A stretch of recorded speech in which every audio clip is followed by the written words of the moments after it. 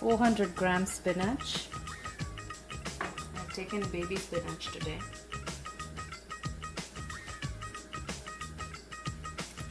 So take a pan of boiling water. We need to blanch the spinach first. So just for 2 minutes we need to blanch it.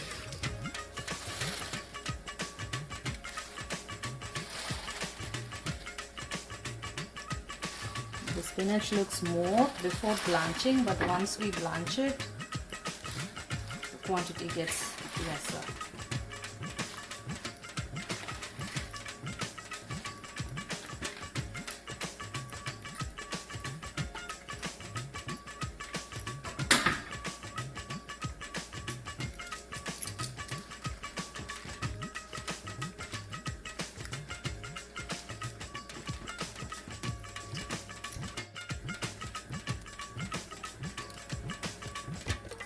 Blanch it exactly for 2 minutes till you get some bubbles on the top. If you blanch it too much, the color of the spinach will turn brown. So the water started bubbling up now.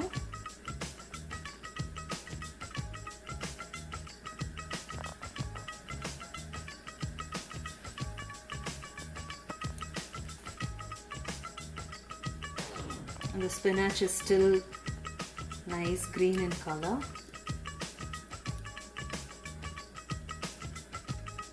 So you can see the water boiling now. So I'm going to switch off the stove. I've got some nice cold water. So what we need to do is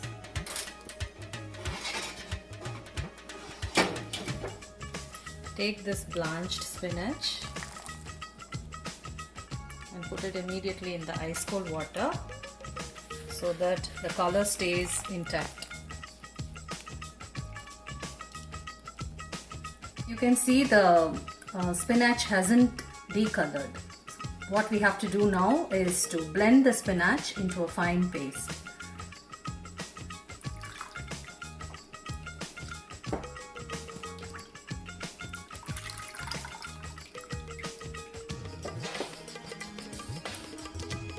So we've got this spinach blended paste, very silky, soft, without any lumps. You can make palak paneer with butter or ghee. Some people make it with mustard oil also, but I prefer making it with ghee because my kids love the fragrance of ghee. So now I'm adding finely chopped garlic, the ghee.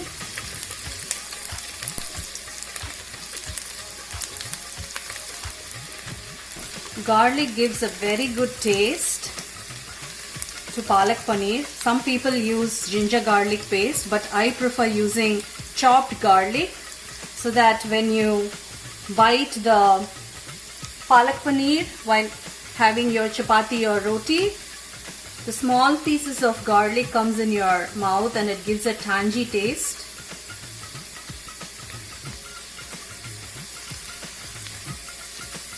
So once the garlic is browned, I'm adding the ginger to the ghee. Ginger is very good for digestion. Make sure you slice the ginger into very small pieces so that while eating the palak paneer, the kids don't get the spice of the ginger in their mouth. Adding finely chopped onion as the next ingredient. An onion needs to be chopped as fine as possible so that it melts away in the curry. You don't get a bite of onion while you're eating the paneer.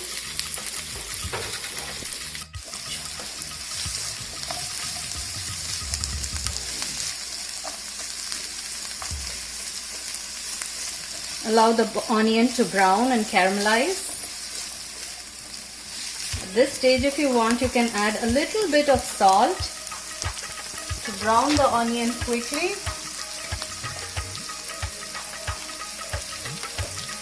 I'm adding little bit, like a quarter spoon of salt at this stage.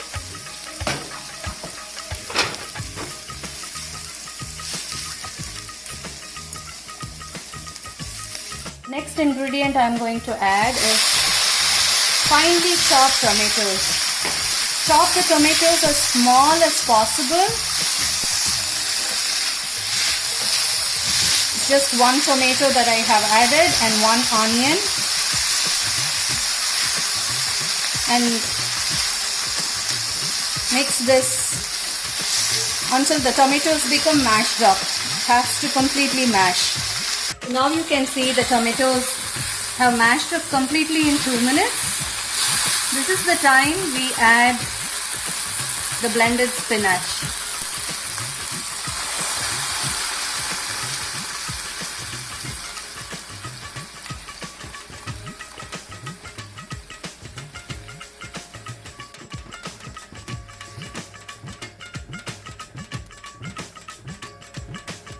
So the spinach mixture has started boiling.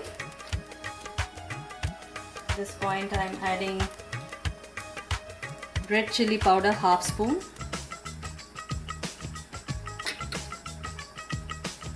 cumin powder half spoon,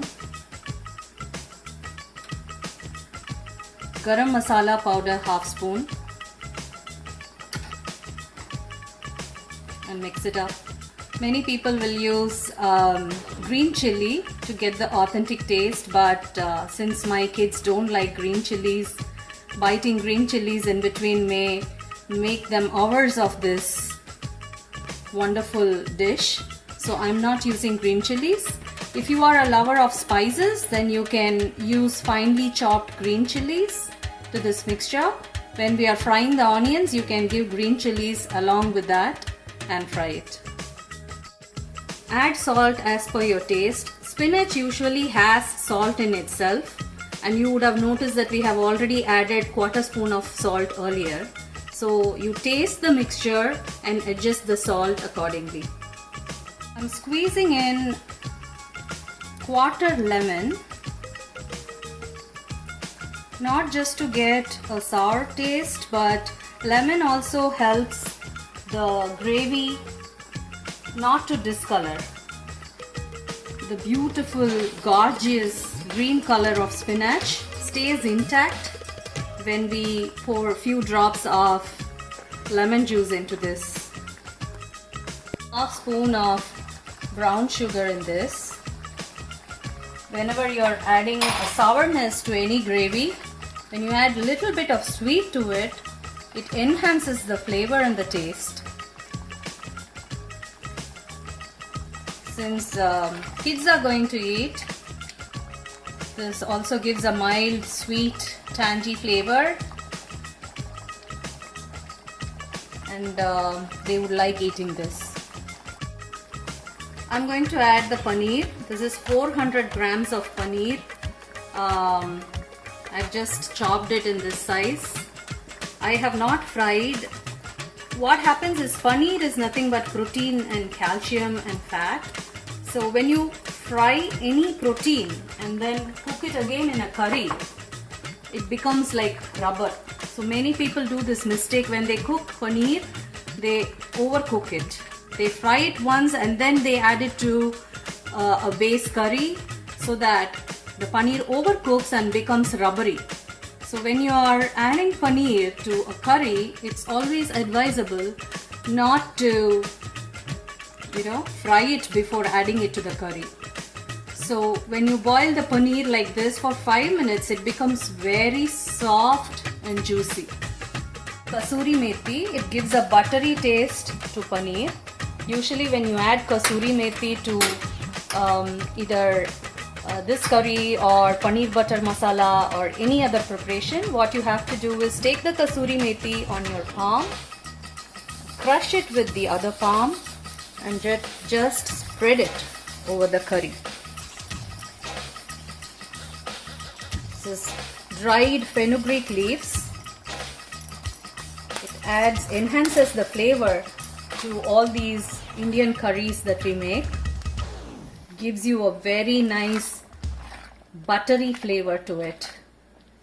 Even if you don't add butter or ghee to this preparation, if you cook it with your normal cooking oil or your mustard oil or any kind of refined oil, adding kasuri methi at the end of the preparation gives a very good buttery flavor to your curry. One tip that I would like to let you know is once you put the paneer and when the gravy starts boiling, it may splash up everywhere. So please don't close this mixture with a lid.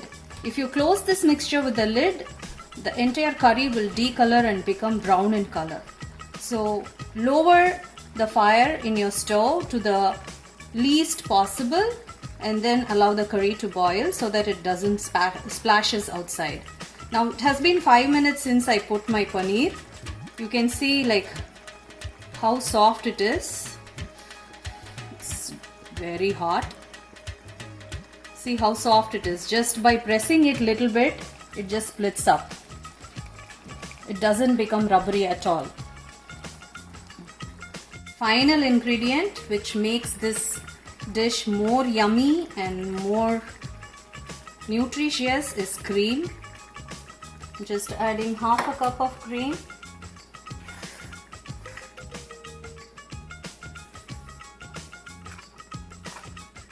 You can save a little bit of cream to garnish this dish before you could serve it.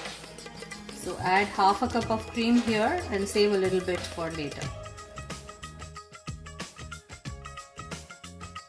Here your palak paneer is ready. I have garnished it with some fresh cream. The fragrance is so good. I hope you would like this. Ooh, what is this? It's palak paneer. Whoa, I want to taste it. Yeah, please go ahead.